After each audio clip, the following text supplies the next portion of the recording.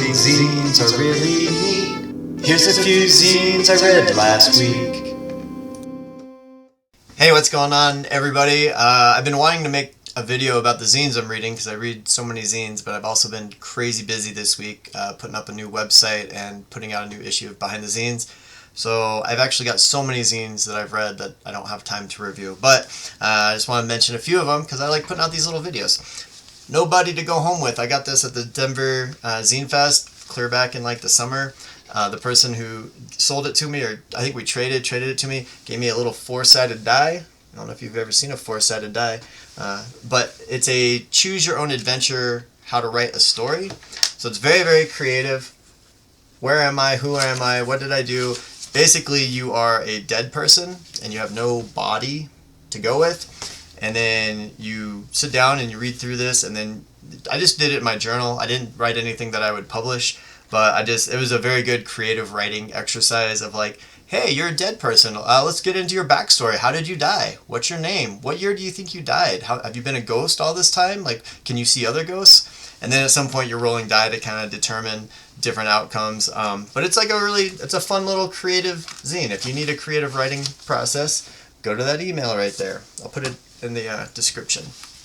A while ago, I ordered all of the Commonplaces from Bridget. Bridget lives down in Florida.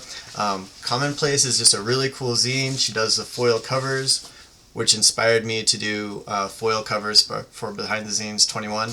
Bridget designed the cover for that and helped me kind of learn how to do foiling covers. But in the last week or so, I read issue 4, issue 5, issue 6. Each one kind of has a different theme. They're all good. They're all cute stories and her talking about herself. Oh, this one was cool. She was talking about an art project in a museum where people put stickers all around the museum, and it came with a bunch of stickers, and you could decorate this box with the stickers. So those are the stickers. And so I love it when a zine can be interactive. Like, oh, I'm part of this zine. She has a whole story about why Mark Twain sucks. That was interesting to read. Every issue's got different stuff in it. Every issue is good. Every issue is cool. I highly recommend getting into Commonplace. I learned about Commonplace from Nyx, who lives in Australia and does sea green zines. And I was watching one of her reviews of Commonplace, and then became pen pals with Bridget. And it's been a really beneficial to me to make that connection with her because I love her zines. They're really great. Picked this up here in town in Albuquerque. I live in Albuquerque. There's a store called Page One Books, and up on the spin rack they had this Diary Visions zine #1. So I don't know if there's going to be other issues, but this one's all about Keith Haring, just kind of a history of Keith Haring, history of his art, his life, stuff that he did. I'm a big fan of Keith Haring and everything Keith Haring did, so that was a fun little read. It's $3. I'll put the contact info. I don't know if I haven't reached out to this person, so I don't know if they live here in Albuquerque. I would assume so, but I'm not sure yet, so I'll find out. And then finally, last one for the day, I have Fangirl Confessional by Keidra Chaney, Smashing Through the Boundaries. I love the cover. Looks like an old school notebook, one of those composition notebooks. This is all about fandom. It's all about music. It's all about Keidra being a super fan, a fangirl, a term that I think used to really be used as an insult, like, fucking groupie, fucking fangirl, but now people kind of embrace it a little bit more. At least she does. She definitely, let me see where it says, I ultimately take pride in calling myself a fangirl, even at my age. It's taken a while for me to truly embrace it, but it ultimately feels suitable for me. So it's about being a woman who's into music, being a black woman who's into music, being, an aging fan of whatever genre. She's really into metal, really seems kind of into punk rock, mostly into metal, also into K-pop, and also just into whatever the fuck she wants to be into.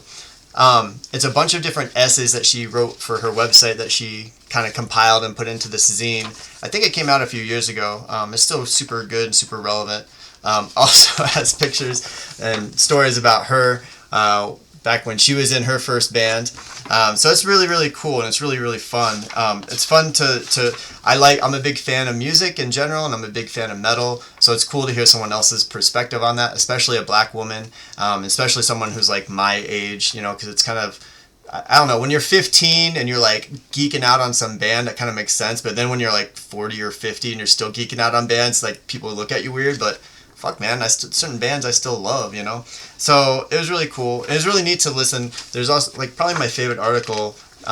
This is all about AI generated pictures and stories of like black metalheads back in the day or black punk rockers, and it's a weird thing because there were, back in the 90s, there were black people into punk rock and into metal, and definitely it's more white people than black people, but anyone could be into any kind of music, right? There's more Koreans into K-pop than anyone else, but us Americans love K-pop sometimes too, right? So anyone can love anything.